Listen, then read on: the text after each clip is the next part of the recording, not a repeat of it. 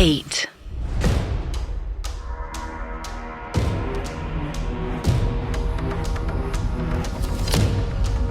प्यार का दावा, जुनून, सनक और फिर साजिश के साथ बलात्कार और खून। 90 के आखिरी दशक में कैपिटल दिल्ली को शर्मसार करने वाला प्रियदर्शनी मट्टू हत्याकांड।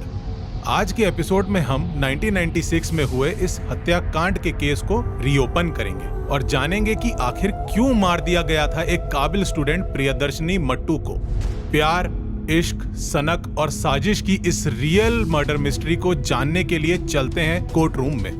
ये कोर्ट और सभी लोग जानते हैं कि हत्या संतोष सिंह ने ही की है, लेकिन सबूतों की कमी की वजह से उसे छोड़ा जा रहा है। ये शब्द किसी आम इंसान के नहीं, बल्कि 1999 में इस केस की सुनवाई सुन रहे सेशन कोर्ट के जज जीपी थरेजा के हैं। याद करिए 20वीं सदी के अंतिम दशक को, यानी 1990 से लेके 2000 तक के दौर को। इसी दौरान इस देश की राजधानी दिल्ली में 3 बड़े मर्डर केस हुए और तीनों मर्डर इस देश की बेटियों के हुए थे। पहला 2 जुलाई 1995 नैना साहनी हत्याकांड, दूसरा 23 जनवरी 1996 प्रियदर्शनी मट्टू केस और तीसरा 30 अप्रैल 1999 जसिका लाल मर्डर केस। आज हम उस केस की बात करेंगे जिस केस की वजह से पहली बार इस देश की जनता के गुस्से ने कैंडल मार्च का रूप लिया, जिस केस के पहले फैसले ने लोगों का विश्वास हमारी जुडिशरी से उठा दिया था और जिस केस ने क्या आम आदमी और क्या खास आदमी सभी की आत्मा को रुला कर रख दिया था और ये सोचने में मजबूर कर दिया था कि क्या वाकई इस देश की बेटियां सुरक्षित हैं। आज हम 27 साल पहले की तारीख में जाने की कोशिश करेंगे और 23 जनवरी 1996 में हुए प्रियदर्शनी मट्टू केस की कहानी को बारीकी से समझेंगे।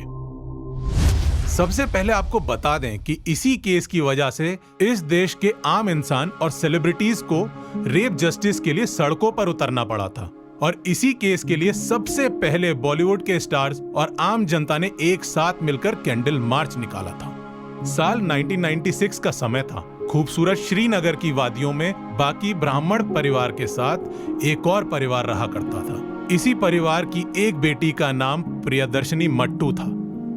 प्रियदर्शनी मट्टू को उसके परिवार के लोग प्यार से प्रिया कहकर पुकारते थे। अब प्रिया की स्कूलिंग श्रीनगर से और ग्रेजुएशन में बीकॉम जम्मू से हुआ था। बचपन से ही इस लड़की ने एक सपना देखा था। ये अक्सर अपनी माँ से कहा करती थी, देखना माँ, एक दिन मैं इस देश की बहुत बड़ी वकील बनूंगी।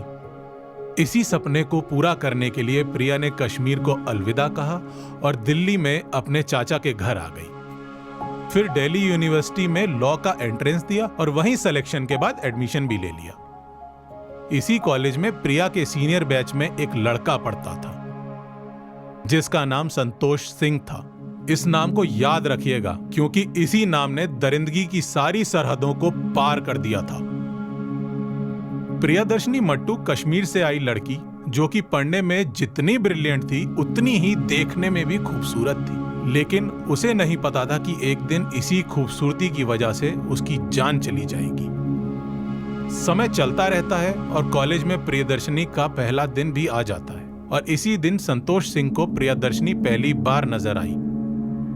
पता नहीं पहली ही नजर में ऐसा क्या हुआ कि संतोष ने प्रिया का पीछा करना शुरू कर दिया, लेकिन प्रियदर्शनी को मालूम था कि वो दिल्ली अपना करियर बनाने आई है, इसलिए वो बार बार संतोष को इग्नोर करने लगी। संतोष सिंह जो कि हाथ धोकर प्रियदर्शनी के पीछे पड़ा रहा, वो कोई सीधा साधा लड़का नहीं बल्कि एक पावरफुल फैमिली की बिगड़ी हुई औलाद था। संतोष सिंह के पिता का नाम था जेपी सिंह, जो कि एक आईपीएस ऑफिसर और उस समय जम्मू कश्मीर में इंस्पेक्टर जनरल ऑफ पुलिस के पद पर तैनात थे, जिनकी पोस्टिंग बहुत जल्दी दिल्ली में होने वाली थी। संतोष सिंह के बारे में सुनकर आपको बॉलीवुड की उन मूवीज का ख्याल आ जाएगा जिनकी कहानी में बड़े बाप का लड़का बुलेट की सवारी करता है और लड़कियों को परेशान करता है। संतोष भी कुछ उसी तरह प्रियदर्शनी का पीछा करने लगा। बार बार प्रिया के डांटने के बाद भी संतोष को कोई फर्क नहीं पड़ा। प्रिया भी इग्नोर करती रही। फिर एक दिन सुबह प्रिया यूनिवर्सिटी कैंपस में क्लास अटेंड करने आई।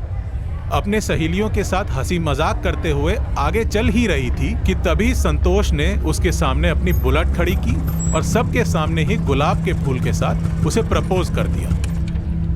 सबकी नजरें प्रिया पर थी, लेकिन प्रिया पर इस गुलाब का कोई असर नहीं हुआ और उसने संतोष को रिस्पेक्टफुली मना कर दिया। कुछ दिन और बीत जाते हैं। फिर से संतोष कैंपस पहुंचता है और प्रिया को प्रपोज करता है और प्रिया का भी सेम रिएक्शन रहता है। उसे संतोष की हरकतों के बारे में मालूम था, इसलिए फिर से संतोष के प्रपोजल को रिजेक्ट कर देती है। इस रिजेक्शन को संतोष अपने ईगो में ले लेता है। उसे विश्वास नहीं हो रहा था कि आखिर एक आईपीएस के लड़के को कोई लड़की कैसे मना कर सकती है। इसलिए संतोष धमकी भरे लहजे में प्रिया से कहता है कि मुझ पर भरोसा करो, नहीं तो तुम पछताओगी और तुम्हारा पूरा परिवार भी। इतना कहकर संतोष बुलेट स्टार्ट करता है और वहां से चला जाता है।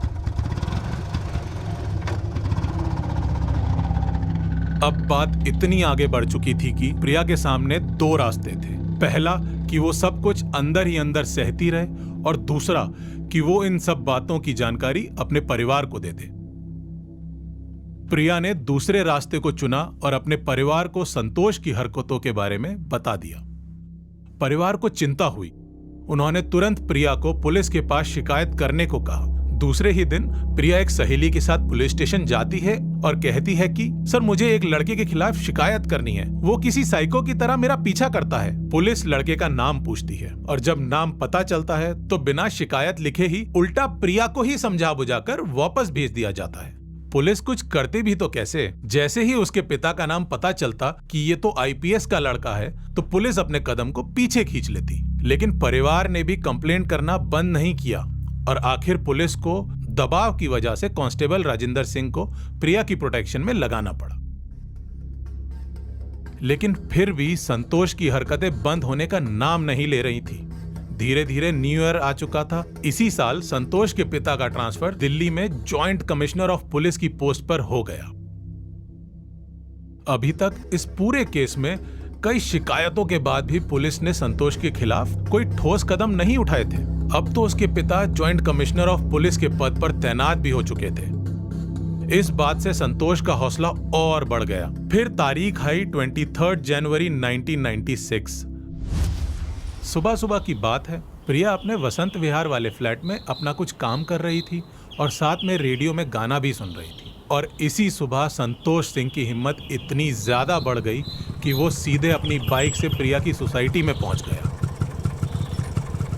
बाइक को फ्लैट की बिल्डिंग के नीचे पार्क किया और अपने हाथ में एक हेलमेट को टांग कर सीधा प्रिया के फ्लैट के दरवाजे के सामने पहुंचा और दरवाजा खटखटाने लगा।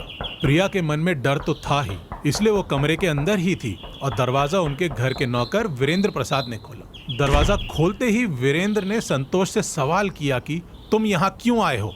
इसके बाद संतोष ने वीरेंद्र को समझाया कि अब सब सही करने आया हूँ, मैं अब समझौता कर लूंगा। आज के बाद प्रिया को मुझसे कोई दिक्कत नहीं होगी, मुझे बस उससे एक बार बात करनी है।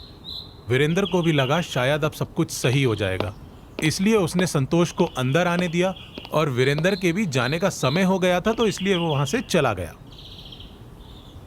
इसके बाद संतोष फ्लैट के अंदर पहुंचा और नौकर के जाने के बाद दरवाजे को अंदर से लॉक कर दिया। घबराई हुई प्रिया को कुछ समझ नहीं आ रहा था और प्रिया ने घबराते हुए कहा, तुमने दरवाजा क्यों लॉक किया है, खोलो इसे। प्रिया के ये कहते ही संतोष हैवान बन गया। उसने अपने आप को प्रिया के ऊपर झोंक दिया। उसके साथ हवस और दरिंदगी की सारी हदों को पार किया। प्रिया का रेप किया और अपने साथ जो हेलमेट लेके आया था उससे प्रिया के चेहरे और सीने पर 14 वार किए। इसके बाद भी उसकी हैवानियत कम नहीं हुई। उसने फिर प्रिया का रेप किया और हीटर के तार से प्रिया का गला बांधा और उसे घसीटते हुए उसके गले को तब तक दबाया जब तक इस देश की होनहार बेटी ने दम नहीं तोड़ दिया। अपने हवस की प्यास बुझाने के बाद संतोष वहां से भाग गया। इस हैवानियत से सिर्फ एक घर की बेटी की मौत नहीं हुई थी, बल्कि देश की सभी बेटियों के सपनों की भी मौत हुई थी। वो सारी लड़कियां जो छोटे शहरों में बैठकर सोचती हैं कि वो एक दिन इस देश का, अपने परिवार का नाम रोशन करेंगी। प्रिया के मर्डर के बाद शाम के 5:30 बज चुके थे। कांस्टेबल राजेंद्र सिंह के आने का समय हो चुका था। फिर राजेंद्र एक और कांस्टेबल देव कुमार के साथ प्रिया के फ्लैट के बाहर पहुंचे लेकिन कई बार आवाज देने के बाद भी कोई दरवाजा नहीं खोल रहा था। राजेंद्र सिंह को कुछ शक हुआ। फिर वो पीछे के दरवाजे से प्रिया के घर के अंदर आए और फिर वहां की हालत को देखकर उनकी आत्मा भी रोने लगी थी। उन्होंने देखा कि प्रियदर्शनी की लाश बेड के नीचे खून से सनी हुई पड़ी है। उन्होंने तुरंत पुलिस को सूचना दी। प्रिया की मां राजेश्वरी मट्टू और पिता चमन लाल मट्टू भी आ गए। मां दहाड़े मार मार कर रो रही थी और केवल एक नाम ले रही थी, मेरी बेटी को संतोष सिंह ने मारा है। संतोष के पिता जेपी सिंह का ट्रांसफर दिल्ली हो चुका था। वो पुलिस कमिश्नर के बाद दूसरी रैंक के अधिकारी थे, जिनके दखल देने की वजह से प्रियदर्शनी केस कमजोर होता गया। पुलिस ने इस केस को इतना कमजोर कर दिया और अपनी रिपोर्ट में लिख दिया कि प्रियदर्शनी का रेप नहीं हुआ था। संतोष को फंसाने के लिए उसके ब्लड सैंपल को प्रिया के अंडरवेयर में डाल दिया गया। इसके बाद सीबीआई को भी इन्हीं एविडेंस के साथ इस केस को ट्रांसफर किया गया। फिर 3 दिसंबर 1999 को दिल्ली की सेशन कोर्ट ने संतोष सिंह को बरी कर दिया। जज जीपी थरेजा ने कहा कि हम जानते हैं कि संतोष ने ही हत्या की है, लेकिन सीबीआई ने जो सबूत दिया है वो बेहद घटिया है। हम ये भी जानते हैं कि सीबीआई ने अपना काम अच्छे से नहीं किया। इस फैसले के बारे में जैसे ही आम लोगों को पता चला, उनका गुस्सा जस्टिस सिस्टम और सीबीआई के ऊपर फूट पड़ा। सेलिब्रिटीज और इस देश की आम जनता सड़कों में कैंडल मार्च के साथ उतर आए और पूरे देश की एक ही आवाज थी कि आखिर प्रियदर्शनी को इंसाफ कब मिलेगा। फिर साल 1999 आया। संतोष ने शादी कर ली और दिल्ली के लोअर कोर्ट में वकील के तौर पर प्रैक्टिस भी करने लगा। फिर सीबीआई की आंखें खुली और उसने निचली अदालत के फैसले के खिलाफ 29 फरवरी 2000 को दिल्ली हाई कोर्ट में अपील कर दी। उसी दौरान जसिका लाल मर्डर केस का फैसला आया। इसी केस के साथ प्रियदर्शनी मट्टू केस की फाइल भी फिर से खुल गई थी। आम जनता और मीडिया का प्रेशर इस कदर तक बढ़ा था कि जिस प्रियदर्शनी केस की सुनवाई पिछले 6 सालों से रुकी हुई थी, सितंबर 2006 से हर दिन उस केस की सुनवाई होने लगी। सीबीआई ने फिर से कई बार एविडेंस पेश किए और 42 दिन बाद 17 अक्टूबर 2006 को हाई कोर्ट ने संतोष सिंह को प्रियदर्शनी मट्टू के रेप और हत्या का दोषी पाया।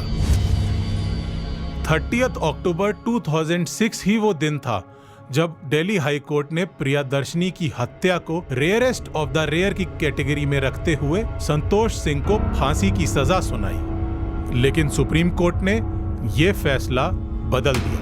19 फरवरी 2007 ही वो तारीख थी जब संतोष सिंह की तरफ से सुप्रीम कोर्ट में हाई कोर्ट के फैसले को चुनौती दी गई। सुनवाई के दौरान संतोष के वकील ने फिर से डीएनए रिपोर्ट पर सवाल खड़े किए। वकील की तरफ से सेशन कोर्ट के फैसले का भी जिक्र दिया गया और संतोष की छोटी सी बेटी का भी हवाला दिया गया। फिर अक्टूबर 2010 में सुप्रीम कोर्ट ने संतोष सिंह की फांसी के फैसले को उम्र कैद में बदल दिया। अपनी बेटी प्रियदर्शनी को न्याय दिलाने के लिए उनके पिता ने बहुत मेहनत की। सुप्रीम कोर्ट के फैसले के बाद वो थोड़ा निराश हुए। उनकी आंखों से आंसू बह रहे थे और उन्होंने कहा कि मुझे लगता था कि मेरी बेटी के कातिल को मौत की सजा मिलेगी, लेकिन आज मुझे दुख हुआ। 14 साल का संघर्ष बहुत होता है। हम फिर मिलेंगे एक नई रियल क्राइम स्टोरी के साथ। तब तक सुनते रहिए 8, क्योंकि सुनना और सावधान रहना बहुत जरूरी है।